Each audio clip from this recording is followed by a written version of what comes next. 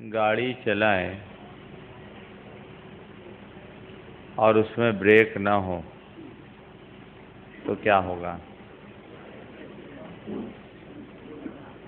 Break के बिना गाड़ी पर नियंत्रण नहीं होगा।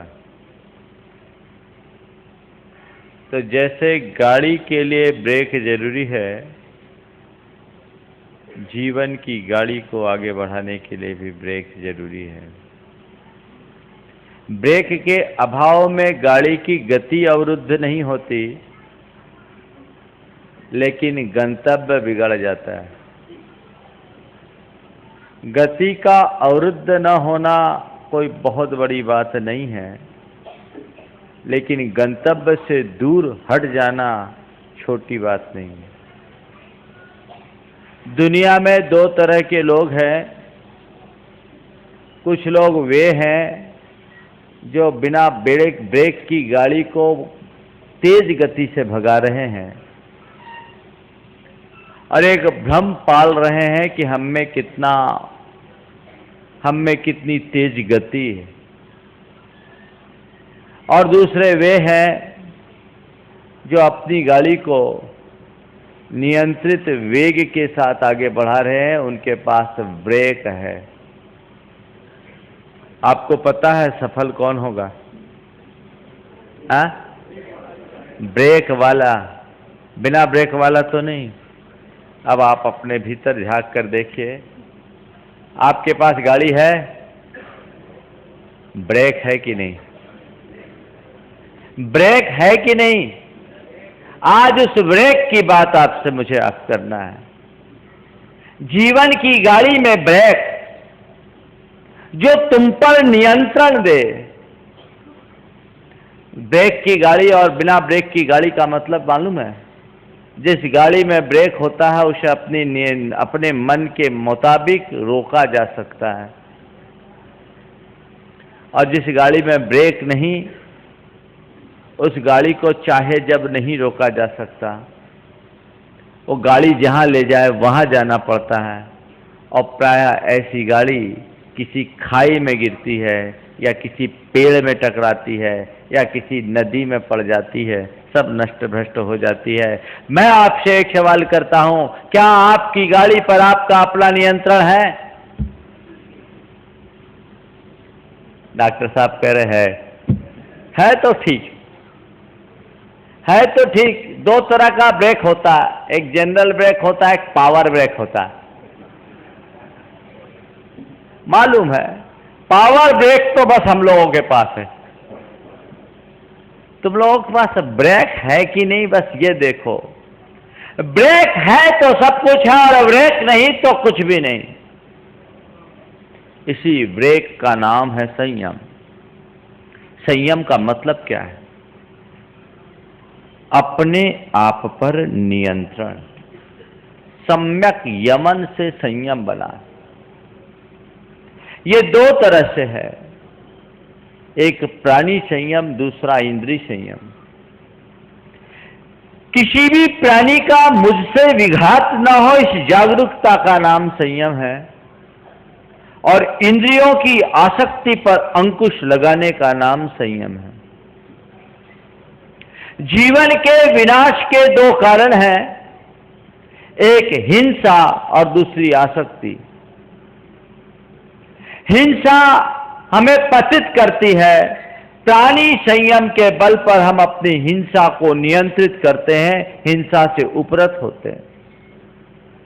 प्राणी संयम आपके भीतर तब प्रकट होगा जब आपके मन में प्राणी मात्र के प्रति संवेदना होगी। आपके भीतर अस्तित्व मूलक जीवन होगा।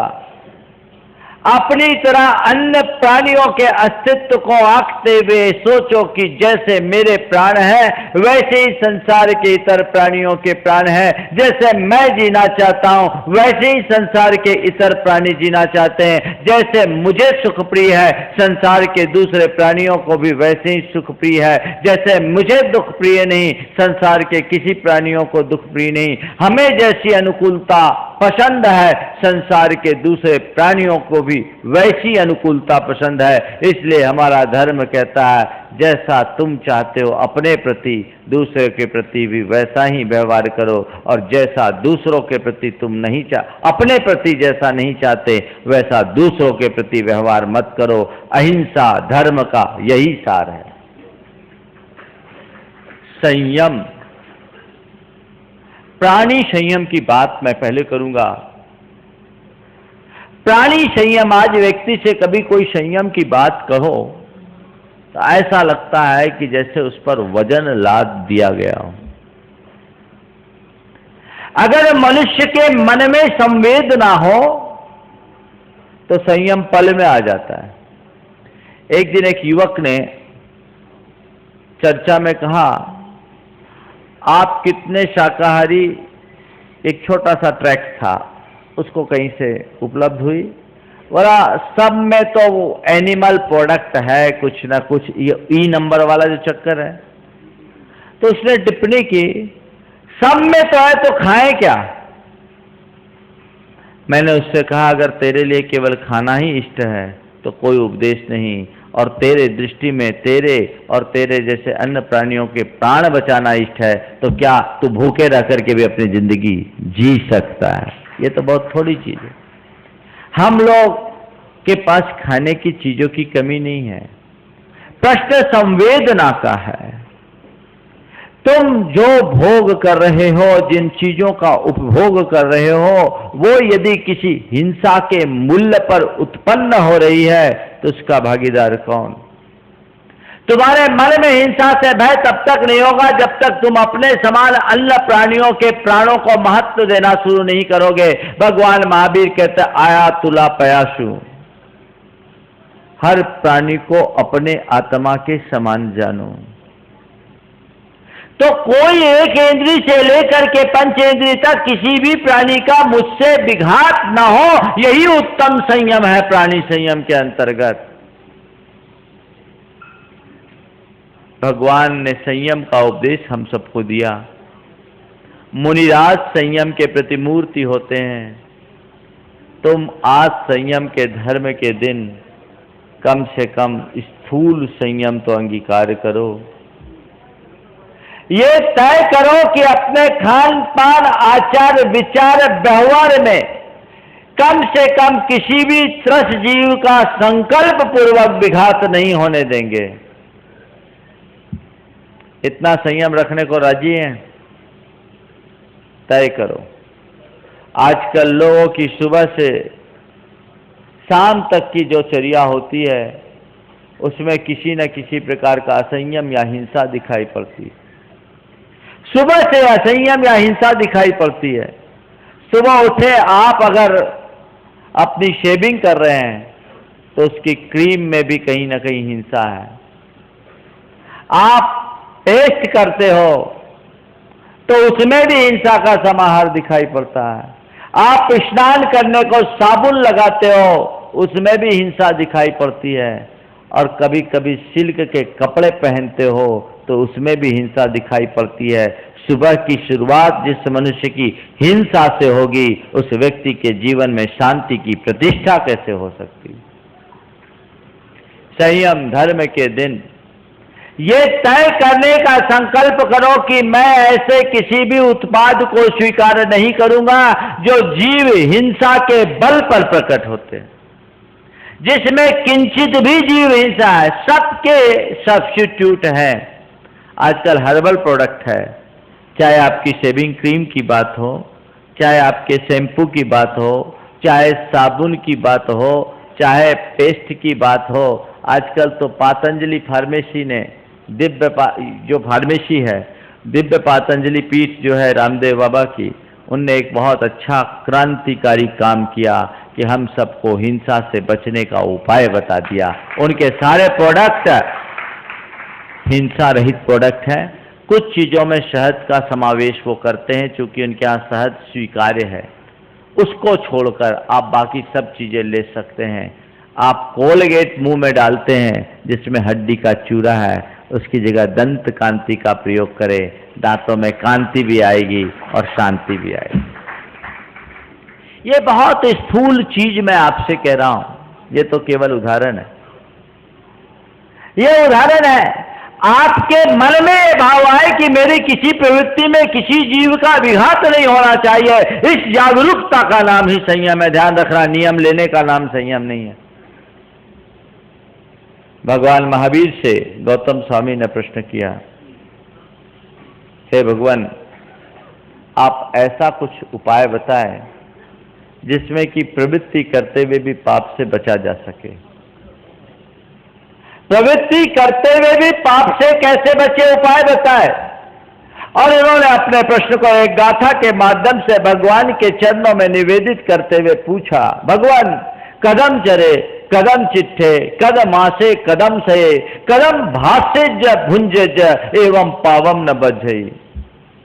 हे भगवान, हम कैसे चले, कैसे चेष्टा करें, कैसे सोए, कैसे बैठे, कैसे उठे, कैसे खाए, कैसे पिए, कैसे बोले, जिससे पापा से बचा जा सके। कुल मिलाकर हम कैसी प्रवृत्ति करें जिससे पाप से बचा जा सके। बहुत विस्तृत उत्तर की अपेक्षा रही होगी, क्योंकि इस एक प्रश्न में संपूर्ण जीवन दर्शन का सार समाहित है। पर भगवान ने कोई खास उत्तर नहीं दिया। उत्तर क्या दिया? प्रश्न को ही संशोधित कर दिया, उत्तर हो गया। उन्होंने कहा, गौतम, आपसे बचने का एक बहुत छोटा सा सूत्र है। तुम पूछते हो कदम चरे जदम चरे, जदम चिट्ठे जदमासे जदम सये, जदम भाष्य ज भुंजे ज एवं पावम न बजई। गौतम, पाप से बचना चाहते हो तो यत्न पूर्वक चर्या करो, यत्न पूर्वक चेष्टा करो, यत्न पूर्वक बैठो, यत्न पूर्वक सो, यत्न पूर्वक बोलो और यत्न पूर्वक खाओ, तो तुम पाप से बच जाओगे। भगवान ने ये नहीं कहा कि पाप से बचना चाहते हो तो घर बार छोड़कर वन में चले जाओ। भगवान ने यह भी नहीं कहा कि पाप से बचना चाहते हो तो मेरी नाम की माला फेरना शुरू कर दो। भगवान ने यह भी नहीं कहा कि पाप से बचना चाहते हो तो हाथ पर हाथ धरकर बैठ जाओ। भगवान ने तो हमें खुली आजादी दी और कहा, जो करना है सो करो, पर यत्न से करो। इस 2.5 अक्षर के यत्न शब्द में संपूर्ण जीवन दर्शन का सार समाहित है।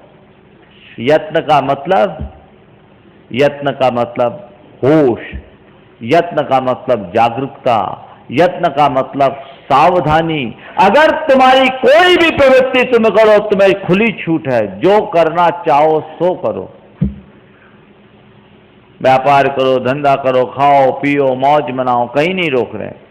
कई लोग बोलते हैं, महाराज धर्म में आते हैं तो धर्म में तो सब एक ही बात कहा जाता है, ये छोड़ो ये छोड़ो ये छोड़ो। भगवान करे कुछ नहीं छोड़ना, जो जी में आए सब करो, खुली छूट। जो भी तुम्हारे जी में आए सब करो, लेकिन क्या करो? यत्न से करो, होश में करो। बढ़िया गाड़ी हो, मर्सिडीज 1 करोड़ की गाड़ी, आजकल तो 4-4, 5-5 करोड़ की गाड़ियां आ गई, और ड्राइवर अगर पिया हुआ हो, क्या होगा? भगवान कहते तुम कोई भी गाड़ी चलाओ। आजकल तो अच्छी गाड़ी के लिए अच्छी सड़क की अनिवार्यता है। लोक में जितनी अच्छी गाड़ियां हैं उनके लायक सड़क होनी चाहिए। भगवान कहते तुम जो गाड़ी लाओ सब मोक्ष मार्ग में दौड़ जाएगी, कितने भी हाई क्वालिटी की हो या कितनी भी कमजोर। मोक्ष मार्ग में सब गाड़ी दौड़ सकती है। गाड़ी कोई भी हो, ड्राइवर होश में होना चाहिए। ड्राइवर होश में हो। और एक बात बताऊं, मोक्ष मार्ग में सेल्फ ड्राइविंग चलती है। सेल्फ ड्राइविंग है, कोई दूसरा ड्राइवर नहीं है। तुम्हें अपनी गाड़ी को खुद अपने हाथों से चलाकर मुक्तिपुरी तक लेके जाना है। अपने आप चलाओ। कब चलाओगे?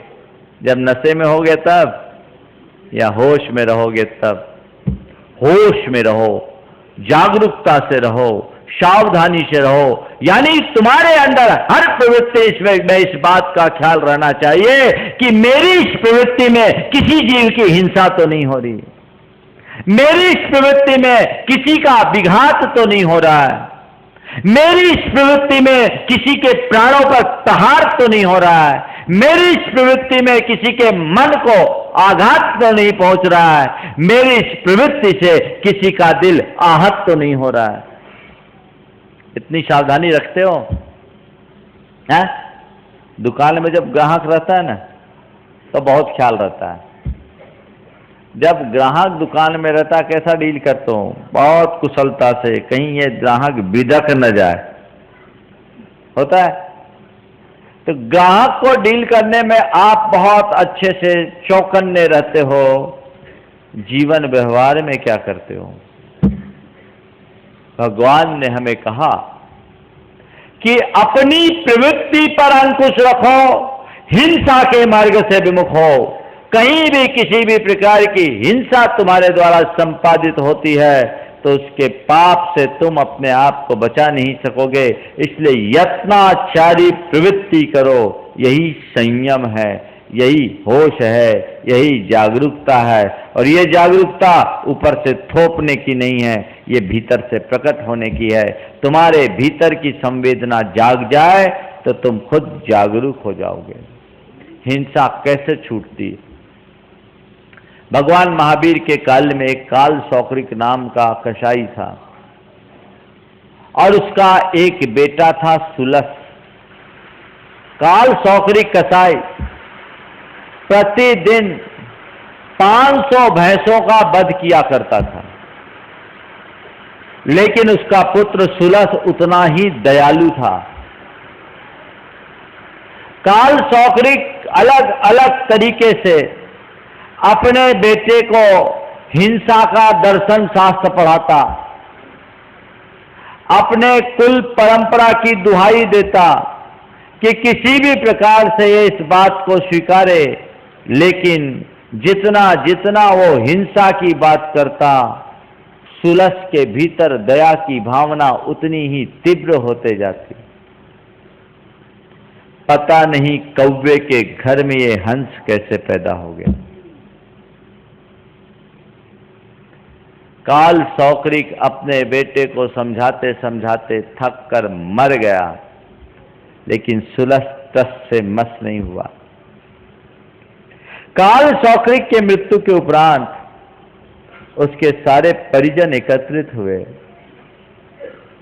और सुलस से कहे कि तुम्हें और दिन जो कुछ करना है सो करना, पर आज अपने कुल की परंपरा का निर्वाह करने के लिए तुम्हें एक भैंसे का वध तो करना ही पड़ेगा। सुलस ने साफ इंकार कर दिया। परिवार वालों ने कहा कि अगर ऐसा नहीं करोगे तो तुम्हारे पिता की आत्मा को शांति नहीं मिलेगी, ये आज तुम्हें हत्या तो करनी पड़ेगी। और यह कहकर के काल सुलस की ओर एक तलवार पकड़ाई गई। सुलस एक तरफ अपने परिजनों को देख रहा था, दूसरी ओर सामने बंधे हुए भैंसे की आंख को देख रहा था, जो कातर भाव से कुछ निवेदन कर रही थी।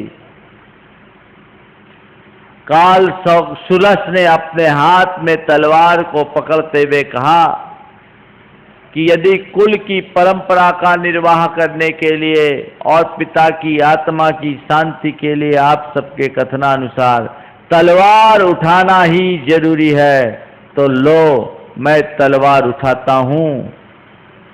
और ऐसा कहकर भैंसे की जगह अपने पांव पर तलवार का प्रहार करने को उद्यत हो गया। लपक कर लोगों ने उसके हाथ पकड़ा। और ये क्या, थोड़ी सी चूक होती तो जिंदगी भर के लिए अपंग हो जाते, तुम ये क्या कर रहे हो? तलवार तो भैंसे पर चलाना था। उसने कहा भाइयों, मुझ में और भैंसे में क्या अंतर है? जैसे मेरे प्राण है वैसे इस भैंसे में प्राण है, बस मुझ में और इसमें अंतर केवल इतना है कि हम अपनी पीड़ा को अपनी जबान से व्यक्त कर देते हैं, ये व्यक्त नहीं कर सकते, ये बेजुबान है। पर बेजान तो नहीं। मैं अपने आप पर तलवार चला सकता हूं, पर इन पर प्रहार नहीं। ये है संवेदना। तुम्हारे मन में जीव दया का भाव प्रगाढ़ होगा तो तुम तत्क्षण संयम को स्वीकार कर लोगे। जीवों के प्रति संवेदना जगे बिना जीव दया का भाव आविर्भूत नहीं होता, और जीव दया के भाव के आविर्भाव के बिना प्राणी संयम कभी पल नहीं सकता। देखो संवेदना कैसी होती है। एक दिन एक छोटा सा बच्चा मुझसे पूछा, महाराज जी आलू क्यों नहीं खाना चाहिए? कहते हैं अपने यहाँ आलू खाने की परंपरा नहीं है, आजकल खाने लगे लोग। छोटा सा बच्चा था, 10 साल का बच्चा। मैंने उस बच्चे को समझाया कि बेटे आलू में, आलू को जमीकंद कहते हैं, और जितने भी जमीकंद है उन सब में वो सप्रतिष्ठित वनस्पति होती है, और सुई के नोक बराबर हिस्से में अनंत अनंत जीव होते हैं। हम लोगों को भक्षण करना है, उसके बिना तो कुछ चल नहीं सकता, लेकिन ऐसे वनस्पति का सेवन मत करो जिसमें फायदा कम है, नुकसान ज्यादा, उसमें जीव हिंसा ज्यादा होती है, इसलिए हम लोगों को आलू नहीं खाना चाहिए। बोले महाराज केवल आलू में कि सब में? मैंने कहा कोई भी जमीकंद है उसमें हिंसा होती है। बोला महाराज जी आज के बाद हम कोई जमीकंद नहीं खाएंगे। सुनो आगे की बात। उसकी मम्मी वहीं खड़ी, पिता वहीं खड़ा। बोला बेटा तू ये क्या कर रहा है? अभी से ऐसा नियम नहीं लो। उसने कहा मम्मी जिस कार्य में हिंसा है उसे छोड़ने में देर क्यों? मैं नहीं खाऊंगा तो नहीं खाऊंगा। संवेदना। एक छोटे से बच्चे के हृदय में संवेदना जागृत होती है तो वो संयम को अंगीकार कर लेता है, लेकिन बाल पकने के बाद भी जिसके अंदर संयम का मनोभाव न जागे उसका तो भगवान ही जाने कब जगेगा। अपनी लालसा को इंद्रिय संयम के लिए नियंत्रित करो, भावना को जगाओगे, हिंसा से बचोगे, और तुम्हारे भीतर का विवेक प्रकट होगा तो आसक्ति से बचोगे। अपने जीवन में इसकी तरफ ध्यान जाना चाहिए। तय कीजिए आज से कि जीव हिंसाकारी कोई कार्य मैं स्वीकार नहीं करूंगा। जैन परंपरा में प्राणी हिंसा से बचने के लिए हमें कुछ निर्देश दिए गए अष्टमूल गुण के रूप में, जिसमें मद्य मांस मधु का त्याग, पंच उदंबर फलों का त्याग, रात्रि भोजन का त्याग, पानी छानने का नियम, जीव दया का पालन और पंच परमेष्टि का स्मरण बताया। ये 8 मूल गुण तुम्हारी जड़ है जैनत्व की। एक संवेदनशील हृदय में ये बातें होनी चाहिए। यदि तुम मादक पदार्थों का सेवन करते हो तो तुम समझना संवेदन शून्य हो। किसी भी तरह से प्रत्यक्ष अप्रत्यक्ष रूप से कोई मांसाहारी पदार्थ का सेवन करते हो तो समझना तुम संवेदन शून्य हो, और शहद का सेवन करते हो तो घोर जीव हिंसा के भागी बनते हो। ऐसे व्यक्ति के हृदय में संवेदना नहीं रह सकती। आज आप अपने मन से पूछिए, मद्यपान करते हो? मद्यपान आजकल आम होता जा रहा है, और अब तो पुरुषों के साथ स्त्रियों में भी होने लगा है। अभी मैं कलकत्ता चातुर्मास करके आया। एक व्यक्ति ने अपनी बेटी को मेरे पास लाकर कहा महाराज इसकी शराब छुड़ाओ। वो लड़की BCom second year Saint Xavier's की स्टूडेंट थी। मैंने जब बात किया क्या एक आध बार ओकेजनली ली? बोले नहीं महाराज वीक में एक बार लेती हूँ। कितना लेती हो? जितना मिल जाए उतना लेती हूँ। क्या हाल है आज का? कहाँ जा रहा है देश, कहाँ जा रही है समाज? विचार करने की जरूरत। जो जीवन को कलंकित कर दे, जो जीवन को पतित कर दे, जो जीवन को विकृत कर दे, ऐसे चीजों का सेवन और संयम धर्म का उपदेश क्या दूं? संयम धर्म के उपदेश के दिन तो मुझे आपको रत्नत्रय धारण करने का उपदेश देना चाहिए था, मुनि हारिका बनने की प्रेरणा देनी चाहिए थी, पर युग की विडंबना आपसे शराब छुड़वाने के लिए कहना पड़ रहा है।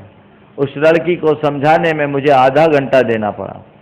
मैंने उसके बाप से कहा इसकी पढ़ाई छुड़ा दो, जब तक ये संगति रहेगी ये सुधर नहीं पाएगी, ऐसी पढ़ाई से कोई मतलब नहीं। ये आज का समय, कोई भी मादक पदार्थ नहीं। इस शिविर में बैठे कितने लोग हैं जो गुटखा मसाला खाते होंगे? खाते हो?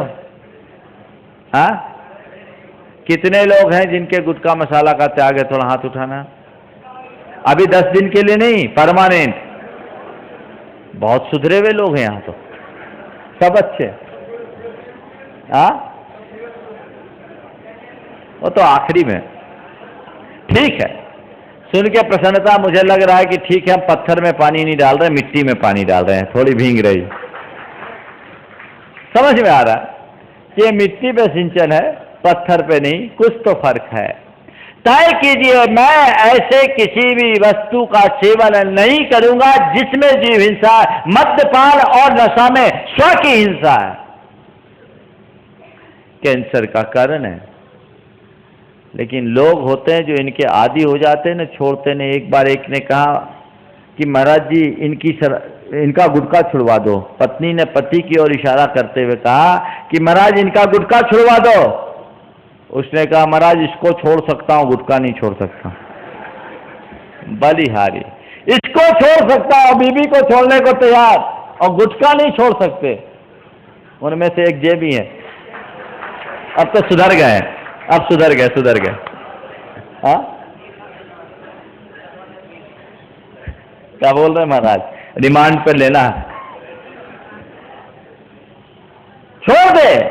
आपको क्या बताऊं, संयोगतः 2 महीने बाद उस व्यक्ति को कैंसर डिटेक्ट हो गया। 2 महीने बाद वो व्यक्ति सीधे आया और सीधे आकर मुझसे कहा कि महाराज आज से गुटखा छोड़ रहा हूं, आपकी बात पहले मान ली होती तो शायद ये नहीं होता। बच्चों, एक बात बोलूं, गुरुओं की बात की कभी उपेक्षा मत करना। उनके द्वारा तुम्हारे लिए कहा गया एक एक वाक्य तुम्हारे हित के लिए ऐसा समझना। अभी क्या नाम है उनका, मानिक चंद जी पाटोदी का लड़का, लोहारदा वाले का, नरेंद्र नाम है, क्या नाम है, नरेंद्र पाटोदी है। नेमावर की स्थापना में उनका बहुत बड़ा योगदान, उनके पिताजी वहां के फाउंडर अध्यक्ष थे। वो नरेंद्र आए, उनको कैंसर का ऑपरेशन हुआ, पूरा मुंह ऐसे था। तो उन्होंने कहा कि महाराज जी 1997 में गुरुदेव ने मुझसे गुटखा छोड़ने के लिए कहा था, मैंने नहीं छोड़ा और 2002 में मुझे कैंसर हो गया। काश 1997 में मैंने छोड़ दिया होता तो कैंसर नहीं होता। ये तो आप लोगों का आशीर्वाद है कि आज जिंदा खड़ा हूं, नहीं तो परलोक चल गया होता। महाराज आप तो किसी को कहना, उस समय उनके एक रिलेटिव थे, कुछ मैं बोल रहा था तो वो स्वीकार नहीं कर रहा था। बोले महाराज जो गुरुओं की बात न माने उनको आप मेरा उदाहरण दे सकते हो कि गुरु की बात न मानने का नतीजा क्या होता है। छोड़ने की भावना मन में होनी चाहिए, अंदर से तुम्हारी आसक्ति खत्म होनी चाहिए, तब तुम्हारे जीवन का मजा है। एक दिन एक युवक ने कहा महाराज, उसकी मम्मी बड़ी धर्मात्मा थी और चाह रही थी कि महाराज इसको कुछ नियम दे दीजिए तो ये ठीक रहेगा। बोला महाराज अभी नियम का समय कहाँ, अभी तो मजा लेने का समय है। हमने कहा मजा ही लेने के लिए तुमसे मैं बोल रहा हूं, मजा लेना चाहते हो? बोले हाँ चाहता हूं। तो तुम्हारी मजा तुम्हारी सजा न बन जाए, नियम में बंधो। महाराज नियम में बंधे तो मजा क्या? हमने कहा अच्छा एक बात बताओ, क्रिकेट खेलते हो? बोले खेलता हूं। हमने क्रिकेट के सारे रूल हटा दे तो कोई मजा बचेगा? क्रिकेट खेलते हो, उसमें क्रीज होती है, एम्पायर होता है, रेफरी होता है, बाउंड्री होती है, उसके सारे रूल्स होते हैं। अगर उन सारे रूल्स को हटा दे तो कोई मजा आएगा?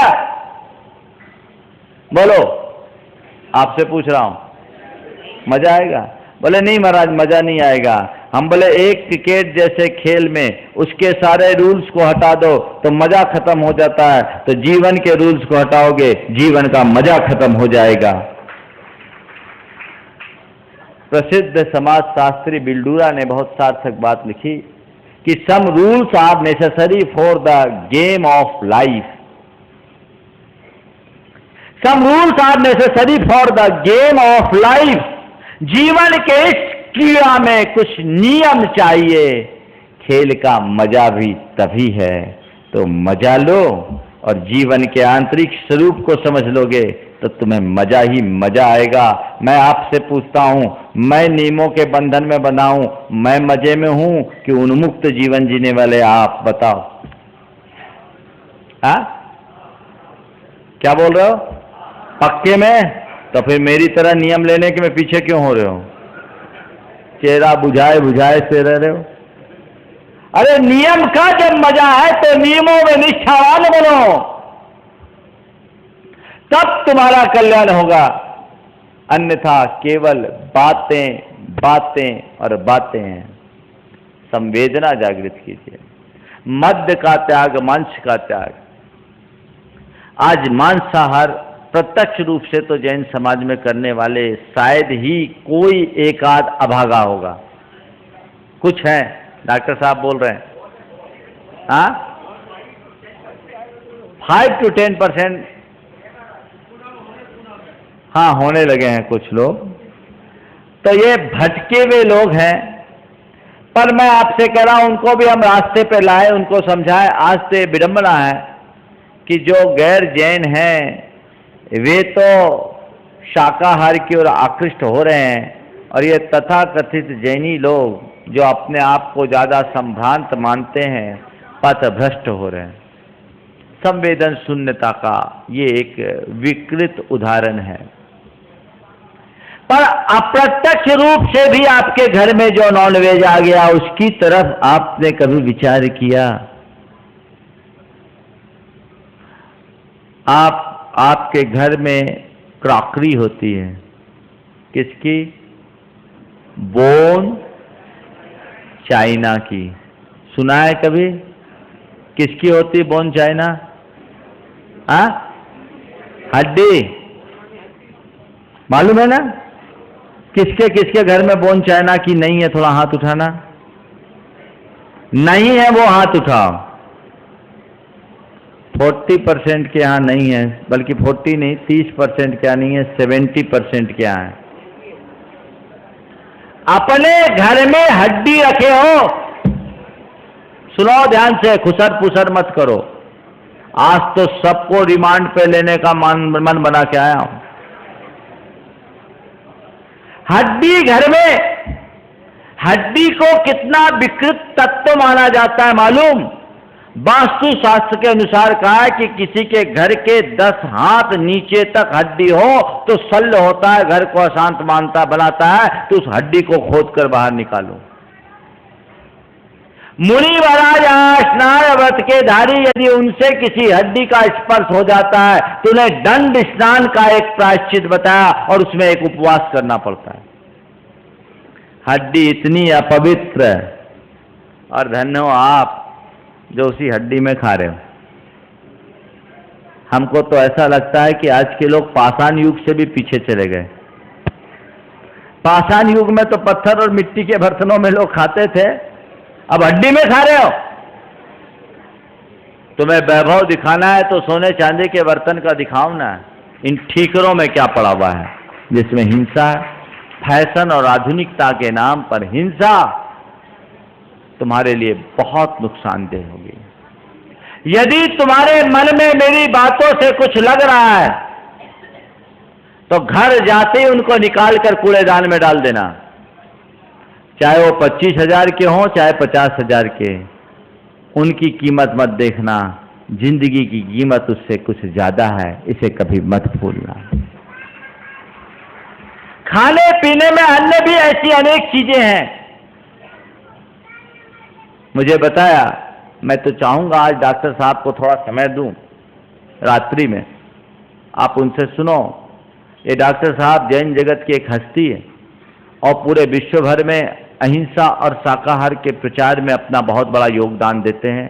ये तो संयोगतः अपनी भावनावश अपने व्यस्ततम समय से दोनों पति पत्नी समय निकालकर इस शिविर में आए हैं। इनका लाभ भी आप लोगों को उठाना चाहिए।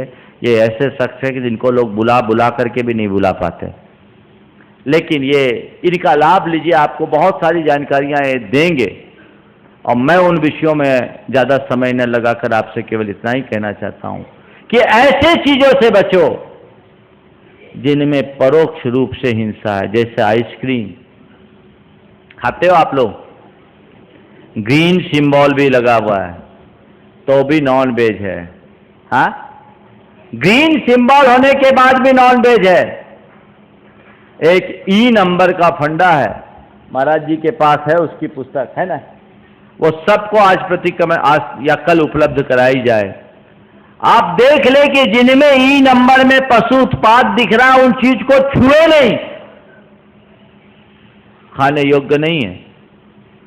आइसक्रीम के बारे में बताया कि उसमें तो पशुओं के अखाद्य अंग जैसे सींग, कान, पूंछ जैसे पदार्थों को उबालकर एक लसलसा पदार्थ बनाया जाता है और वो आइसक्रीम में मिलाते हैं, जो इस आइसक्रीम को स्पॉन्जी बनाता है।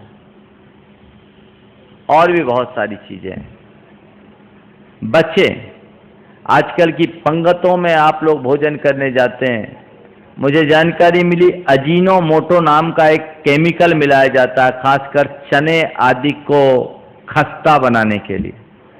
हाँ, चाइनीज फूड में डालते हैं। ये अजीनोमोटो क्या है पता है आपको? हड्डी का चूरा। आप कहीं खाने जाते हो उस समय आपके मन में कुछ विचार होता है कि जो मैं खा रहा हूं सही है नहीं, और आपको क्या, आप तो कैटरिंग वाले को सीधे दे दिए। वो कैटरिंग वाले को तो आपके जायके से मतलब है, जितना अच्छा जायका देगा उसकी उतनी प्रसिद्धि होगी, और जितनी प्रसिद्धि होगी उतना उसकी कमाई होगी। उसको धर्म कर्म से कोई मतलब नहीं, पर इसके भागीदार तो आप बन रहे हो।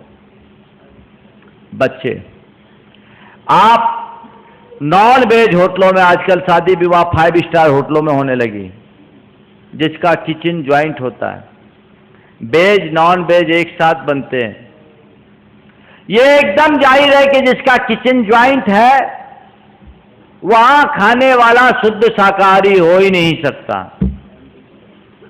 अनदेखा सच, वो भी शायद यहां उपलब्ध होगी, सबको उपलब्ध कराना चाहिए। एक व्यक्ति जो कभी किसी होटल का मैनेजर रहा और बाद में अपनी वेदना और व्यथा को उसने लिखा कि 3 स्टार 5 स्टार होटलों में कैसे वेज नॉन वेज एक होते हैं। आप खून और मांस के सेवन करते, खाना बंद करें, और यदि नहीं हो सकता तो एक अभियान चलाएं। डॉक्टर साहब को मैं कहूंगा कि इसको गति दें। अभियान ऐसा चलाए कि देश भर के जितने भी शाकाहारी नॉन वेज होटल में जाए और जैसे पूछे कि किचन एक है क्या, बोलेगा एक है, हम खाना नहीं खाएंगे, हम कुछ नहीं खाएंगे, नोटिस लिख करके जाए वहां।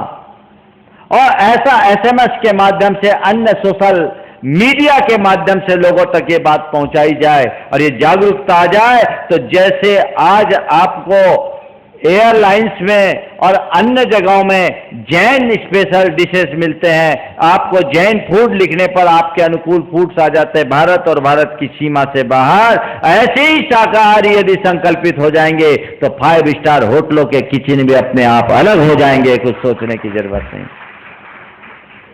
संयम, आपको अपने स्टेटस के लिए और अन्य चीजों के लिए 5 स्टार होटल में जाते हो, मुझे उससे कोई गुरेज नहीं, कोई परहेज नहीं, लेकिन कम से कम अपने धर्म की बलि तो मत चढ़ने दो। ऐसी जगह शादी विवाह मत करो, ऐसी जगह अपने मीटिंग्स मत करो, ऐसी जगह अपने प्रोग्राम्स मत करो, तब आपको मजा आएगा। संयम धर्म का पालन करना। आज आप अपने बच्चों को उच्च शिक्षा संस्थानों में दाखिल कराते हैं, हॉस्टल में बच्चे रहते हैं, और आप वहां veg non veg joint mess होता है, पेरेंट्स बिल्कुल कुछ नहीं कहते, जबकि आपको लड़ाई लड़नी चाहिए, वहां के मैनेजमेंट को कहना चाहिए, और अगर नहीं है तो कोर्ट कचहरी का इस्तेमाल करना चाहिए। आपके मौलिक अधिकारों का हनन है और उसके लिए प्रयास होना चाहिए। शायद कुछ ऐसे कानून भी बने हैं, डॉक्टर साहब बताएंगे, कि ऐसे कानून बने हैं कि आप अगर नॉन वेज नहीं लेते हैं तो आपके लिए वेज की अलग व्यवस्था करने की जिम्मेदारी उस संस्थान की है जहां आपका बच्चा दाखिल हुआ है।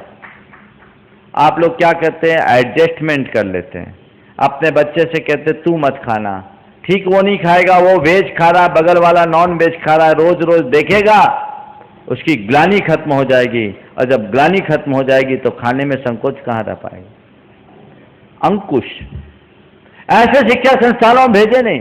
मुझे बैनाला जी ने बताया था कि उनके भाई और बेटे रुड़की से IIT किए और रात्रि में भोजन नहीं किए, और वहां रात उनके पीछे वहां के हॉस्टल का नियम बदला। दृढ़ता होनी चाहिए, आपके अंदर की दृढ़ता होगी, संयम स्वयं पल जाएगा आपकी प्रायोरिटी में क्या है। तो मध्य मांस और मधु का त्याग, रात्रि भोजन का त्याग। रात्रि भोजन क्यों छुड़वाते हैं, बोलो? जीव हिंसा। हम जैनी इसलिए रात में नहीं खाते हैं, ये नहीं, जीव हिंसा से बचने के लिए रात में नहीं खाते। रात में व्यक्ति, हम देखते अभी आपने इत्मीनान से बैठे, रात में कीड़े आते कि नहीं आते, मच्छर आते कि नहीं आते, खाते क्यों?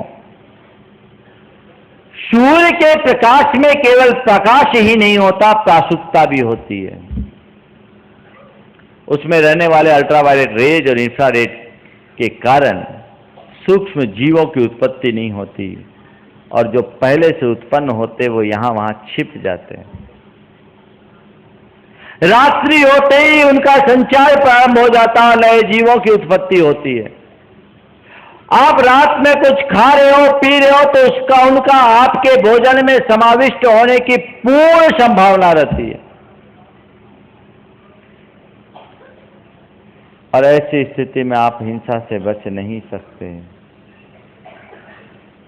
इसलिए रात्रि भोजन का त्याग करो यदि जीव हिंसा के पाप से बचना है तो।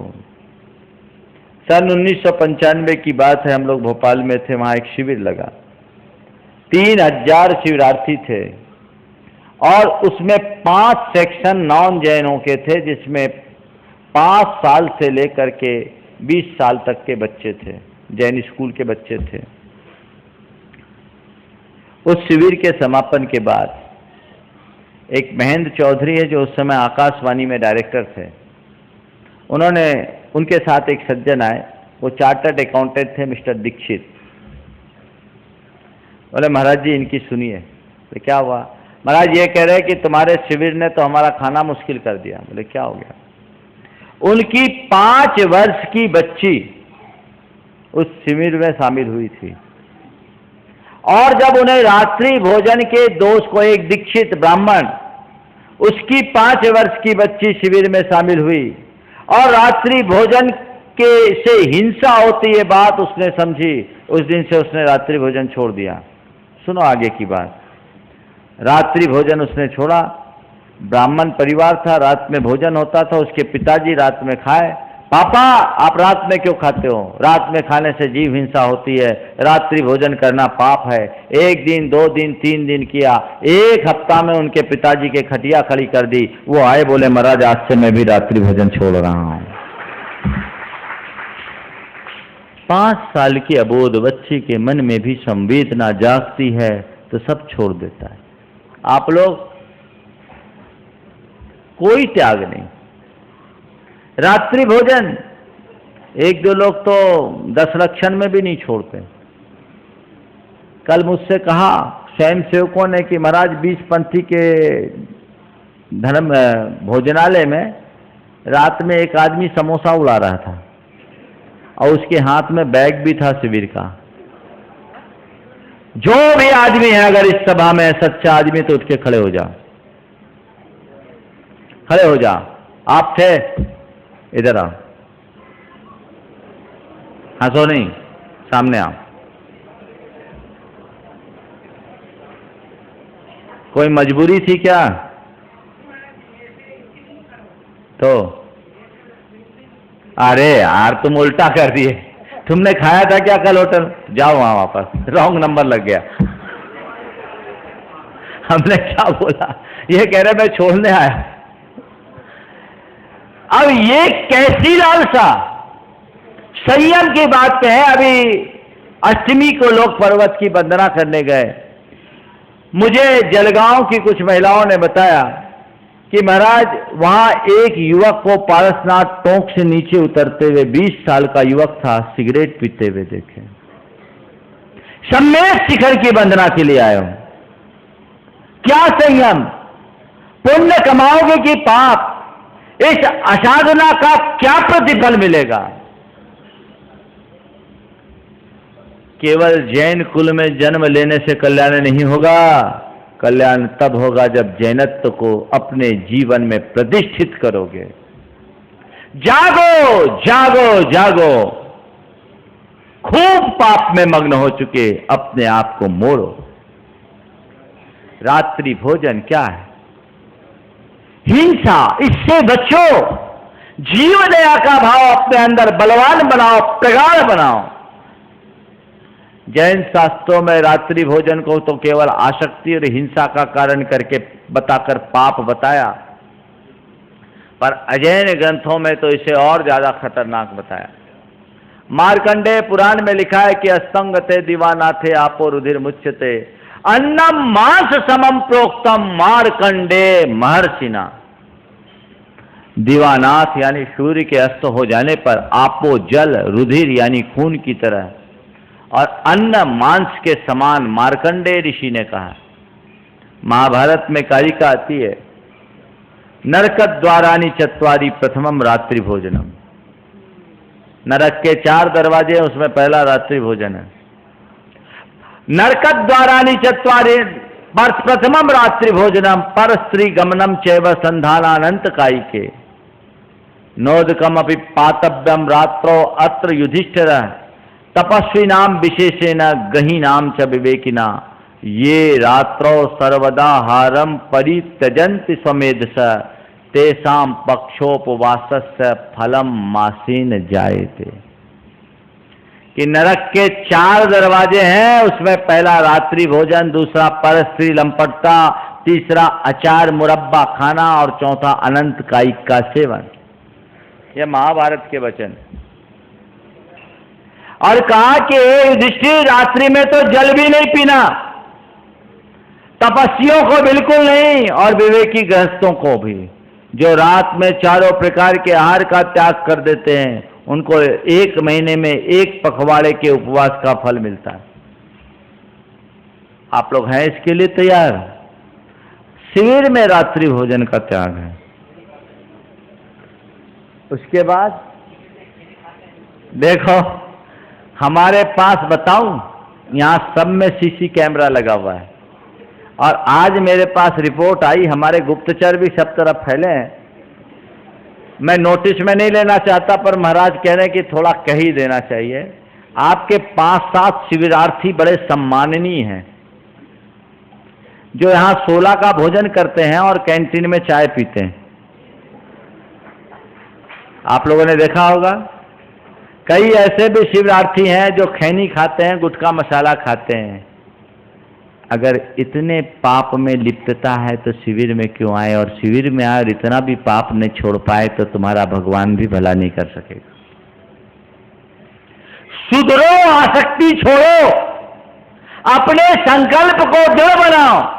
संकल्प की शक्ति के आगे कुछ भी कारण बाधक नहीं बनते। कहां जा रहे हो? ये आत्मवंचना है। तुमने शिविर का फॉर्म भरा, तुमने संकल्प लिया कि मैं ये कार्य नहीं करूंगा और वही कार्य कर रहे हो, तो तुम्हारा यहां आना केवल ढोंग है, ढकोसला है, व्यर्थ में तुम यहां आए। तुम्हें घर में ही रहना अच्छा था।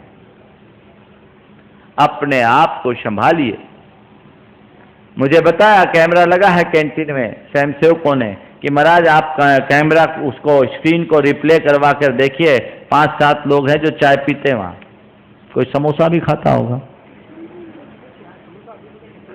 हाँ, कचौड़ी बनती है, दीपचंद जी टेस्ट करके आए लगता है। ऐसे उपवास चल रहा, पहले किए, पहले किया था, ठीक, 10 लेक्चर में नहीं किया। कम से कम इतना 10 दिन तो शुद्धि रखो। रात्रि भोजन सामान्य सी चीज, पाप से बचो। मैं जबलपुर में था, सन 1997 की बात है।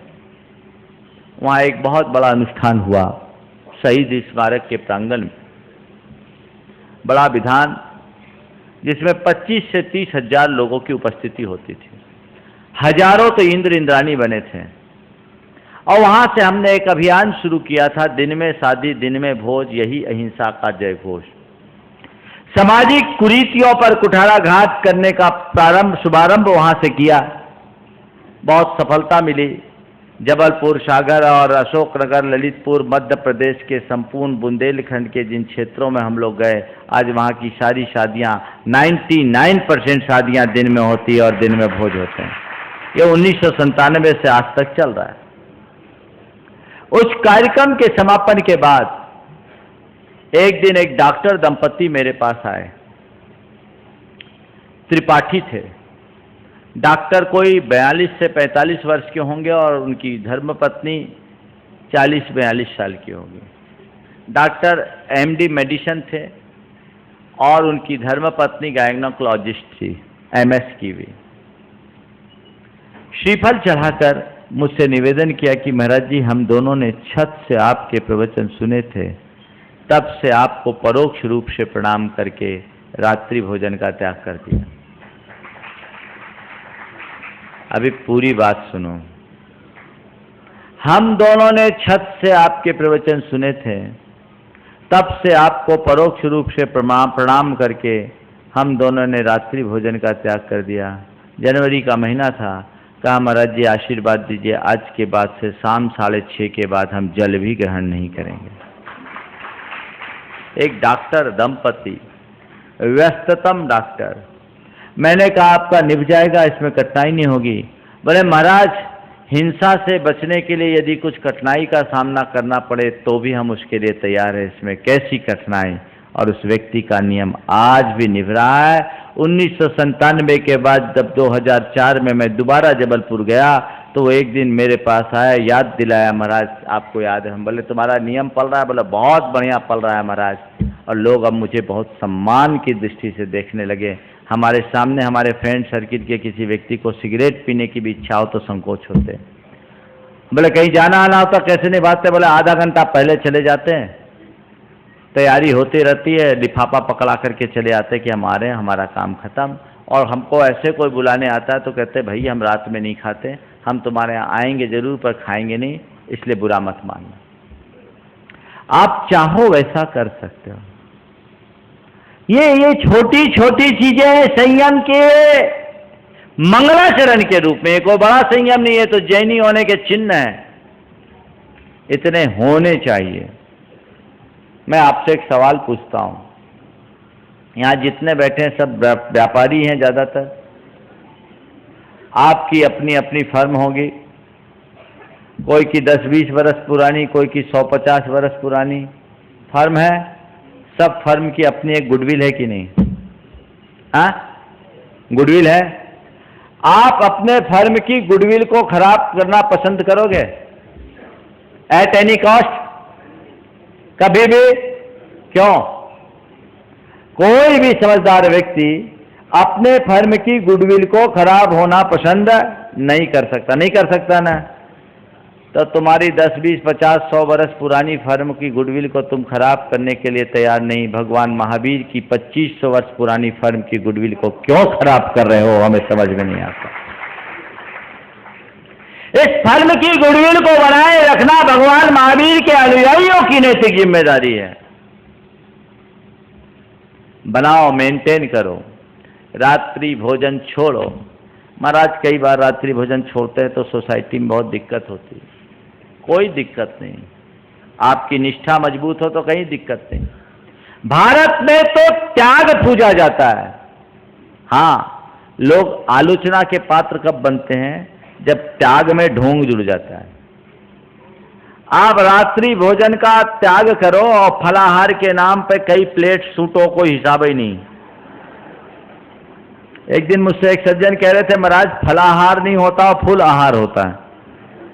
अभी 10 लक्षण में भी जो फलाहार होता है ना, वो सवेरे के आहार से ज्यादा हेवी होता है। वो फलाहार फुलाहार हो गया। दिन में भी खाओ, फिर फलाहार में भी सूट लो, अच्छा जितना सूट सको। क्या है ये फलाहार? सुनो, रात्रि भोजन के त्याग करने के बाद यदि किसी दिन में भोजन नहीं कर सके,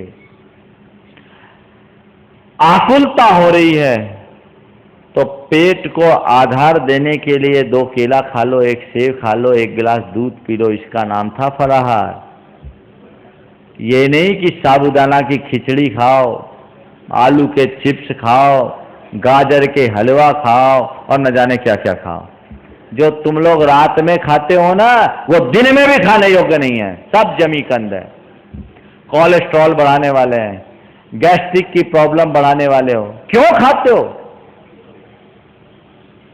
ये खा खा के बीमार पड़ोगे। पहले खाओगे फिर दवाई भी खाओगे। और आजकल के डॉक्टर भी होशियार है, सब खाओ हमारे पास आओ।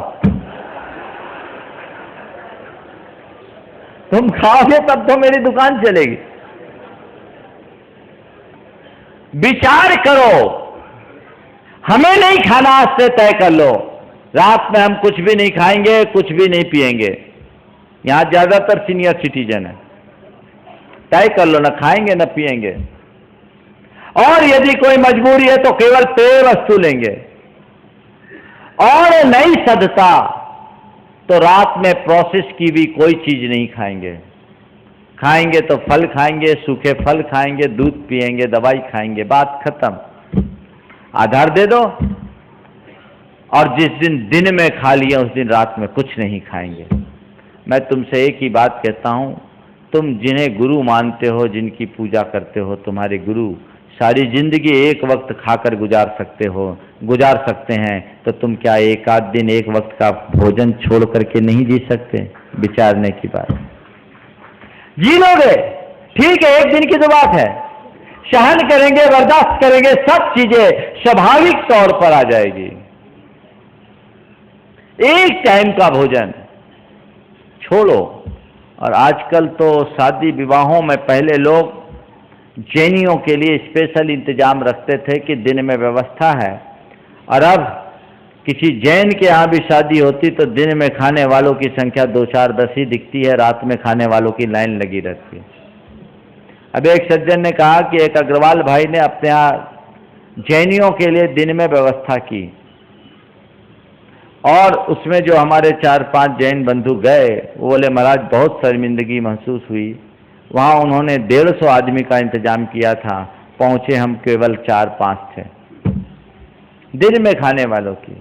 जब जैनी कहते हमारा चलता है, ऐसा कहकर धर्म को ही चलता कह देते। कैसे निभाओगे तुम? काश तुम्हें जैन धर्म की महिमा मालूम होती। मुझे डॉक्टर साहब ने एक बहुत अच्छी बात लाकर दी थी, मैं उसका उल्लेख करना चाहता हूं। जॉर्ज बर्नार्ड शॉ का नाम आपने सुना होगा। आयरलैंड के प्रख्यात विद्वान, दार्शनिक, चिंतक। उन्हें जब जैन धर्म के बारे में जानकारी मिली, वो जैन धर्म से बेहद प्रभावित हुए। आयरिश व्यक्ति होने के बाद जॉर्ज बर्नार्ड शॉ विश्व के एक महान स्तंभ के रूप में स्थापित व्यक्ति।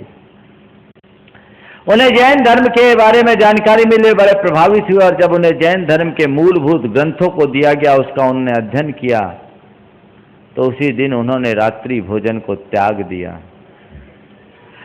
रात्रि भोजन को त्याग दिया, और ये लिखा अपनी आत्मकथा में, जो आयरिश भाषा में लिखी, उसके अनुवाद अंग्रेजी में भी हुआ। उन्होंने लिखा, if there is rebirth I wish to reborn in the Jain religion. यदि कहीं पुनर्जन्म है तो मैं जैन धर्म में जन्म लेना चाहूंगा। एक आयरिश विद्वान जो रात्रि भोजन का त्यागी होता है, वहां जन्म लेकर बर्फीले प्रदेश में वो रात्रि भोजन का त्याग करता है, और लानत है तुमको जो जैन कुल में जन्म लेने के बाद भी इसको छोड़ नहीं पाते। धिक्कार की बात है, इससे बड़ी और बात क्या होगी? विचारो, चेतो, जागो, अपनी आसक्ति को छोड़ो। ये सब प्राणी संयम की बात है। अभी इंद्रिय संयम की तो बात ही नहीं की, 3:45 बज गया। विचारने की जरूरत है। ये हमारी अपनी पहचान है। इस पहचान को कहीं से खंडित ना होने दें, तभी हमारे जीवन का कल्याण होगा। पंचेंद्रिय के विषयों की आसक्ति मनुष्य को मूढ़ बनाती है। मैंने आपसे कहा, हिंसा और आसक्ति यही हमारे दुर्गति का कारण है। इस आसक्ति को विवेक से दूर किया जा सकता है। अपने भीतर विवेक का भाव जगाओ, नित्य प्रति विचार करो कि इन पंचेंद्रियों के विषयों का मैंने कितने काल से सेवन किया है, लेकिन आज तक परिणाम क्या निकला? कुछ भी नहीं निकला। विषयासक्ति से आज तक कभी किसी को तृप्ति नहीं मिली। ये तो मृगमरीच का है जिसमें इंसान भटकते ही जाता है। इस आसक्ति के ऊपर विरक्ति के संस्कार को जमाओगे, तुम्हारा जीवन धन्य हो जाएगा। लेकिन ये विरक्ति तभी प्रकट होगी जब तुम्हारा विवेक जागृत होगा। विवेक जागृत होने का मतलब केवल इतना ही है, अपने स्वरूप की पहचान होना, अपने कर्तव्य का भान होना, अपनी आत्मा का ज्ञान होना। ये तुम्हारे भीतर घटित हो गया, निश्चित तुम्हारे जीवन में संयम का वह परम तत्व प्रकट होगा। जीवन में वो संयम आना चाहिए। संयम सेल्फ कंट्रोल का नाम है, जो बाहर से इंद्रिय संयम और बाहर से प्राणी संयम और इंद्रिय संयम भीतर से है। अपने मन पर अंकुश लगाओ, सारा काम हो जाएगा। बिना दिमाग के काम करोगे तो गड़बड़ हो जाएगा। लेकिन आजकल ऐसे ही होता है। एक डॉक्टर ने एक आदमी के ब्रेन का ऑपरेशन किया, सारा ऑपरेशन सक्सेस हो गया। ऑपरेशन कंप्लीट करने के बाद में डॉक्टर को याद आया कि ब्रेन रखना ही भूल गया। पूरा ऑपरेशन कर दिया, सोचा ब्रेन रखना ही भूल गया। तो पेशेंट से बोला, भैया बहुत बड़ी गलती होगी, एक बार री ऑपरेशन करते हैं, तुम्हारा ब्रेन बाहर रह गया। बोले चिंता मत करो। बोले क्यों? बोला I am government servant and permanent, मेरा काम बिना ब्रेन के भी चल जाएगा। आ गई समझ में?